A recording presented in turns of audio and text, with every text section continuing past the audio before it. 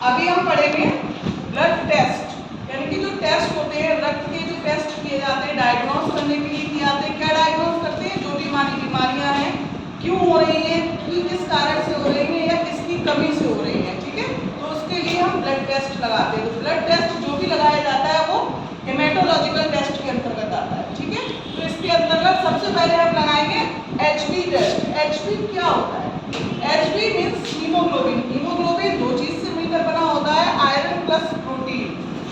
देखो, जो हीम होता है उसे हम आयरन बोलते हैं, जो ग्लोबिन होता है वो प्रोटीन्स के अंतर्गत आता है। इसीलिए हमारे हीमोग्लोबिन को दो पार्ट में डिवाइड किया गया है, iron plus protein.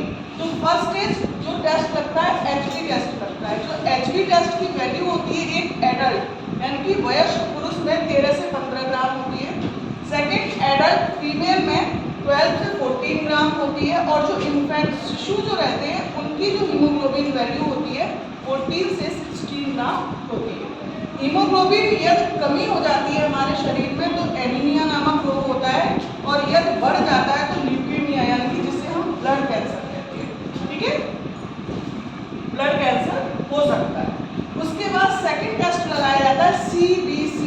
CBC normal, देखिए जो CBC है उसमें सारे ब्लड टेस्ट आ जाते हैं। CBC जिसको बोला जाता है कंप्लीट ब्लड काउंट, उसमें हमारा HB टेस्ट आता है, WBC टेस्ट आता है, RBC आता है, और हमारे प्लेटलेट्स वगैरह जितने भी टेस्ट होते हैं वो CBC के अंतर्गत आते हैं, ठीक है। तो उसी में HB हो गया। फिर हमारा आता है प्लेटलेट्स। प्लेटलेट्स जो नॉर्मल वैल्यू होती है, प्लेटलेट्स का काम होता है रक्त का तुक्का जमाना, ठीक है। ये एक ब्लड क्लॉटिंग फैक्टर भी है। नॉर्मल जो प्लेटलेट्स होती है उसकी वैल्यू होती है 1.5 से 4.5 लाख, ठीक है। यदि हमारी जो प्लेटलेट्स है डाउन होना शुरू हो जाए तो उस कंडीशन में ब्लीडिंग हो सकती है। जैसे अभी जो डेंगू चला था उसमें क्या हो रहा था, प्लेटलेट्स डाउन हो रही थी, डाउन होने के साथ साथ ब्लीडिंग होने लगी और उससे कई मृत्यु हुई, ठीक है, कई लोग मरे, ठीक है। उसके बाद आता है हमारा ये जो हमारी प्लेटलेट्स होते हैं दो मेथड के थ्रू होती है। जो दोनों मेथड है, first is capillary blood method, second is venous blood method. Capillary के थ्रू भी हम दो तरीके से करते हैं। जो फर्स्ट मेथड है उसको बोलते हैं स्लाइड मेथड। स्लाइड मेथड के अंतर्गत इसमें जो समय लगता है 2 से 6 मिनट का समय लगता है। इस टेस्ट को यदि हम करेंगे 2 से 6 मिनट के अंदर हमें पता चलेगा कि हमारी प्लेटलेट्स की वैल्यू कितनी है। सेकेंड जो होता है वो होती है कैपिलरी ट्यूब द्वारा मेथड होता है। इसमें भी 2 से 6 मिनट का टाइम लगता है। फिर है आपका वेनस ब्लड मेथड। इसमें है हावेल मेथड। इस टेस्ट को करने से 0 से लेकर के 30 मिनट तक समय लग सकता है। फिर आता है आपका ली एंड वाइट मेथड। इसको जब हम करेंगे प्लेटलेट्स काउंट के लिए तो 5 से 15 मिनट का समय लग सकता है। फिर आपकी आती है WBC।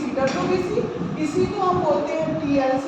ये क्या है, व्हाइट ब्लड सेल्स है। नॉर्मल एडल्ट मेल में इसकी वैल्यू 6000 से 11000 होती है।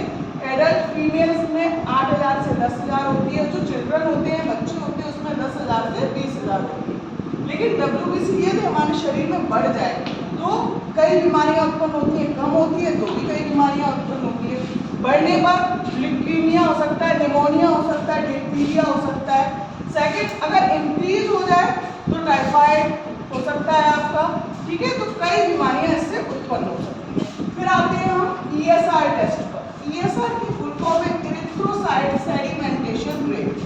ये एक ऐसी दर है जिसके थ्रू इन्फेक्शंस, एलर्जी जो हमारे शरीर में हो रही है, टाइफाइड, कैंसर, ठीक है, ट्यूमर, उन सब के लिए ये ESR टेस्ट लगाया जाता है।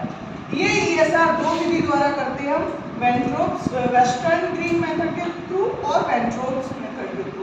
वेस्टर्न ग्रीन मेथड के थ्रू जो मेल होते हैं उसमें इनकी जो नॉर्मल वैल्यू निकलती है 3 से 5 mm पर आवर के हिसाब से निकलती है, ठीक है। फीमेल में 4 से 7 per hour mm per hour के हिसाब से, और वेंट्रोप्स में 0 से 9 mm पर आवर, और एडल्ट फीमेल में 2 से 20 mm पर आवर के हिसाब से निकलती है। जो आगे के टेस्ट है ब्लड के वो अगली वीडियो में बताएंगे।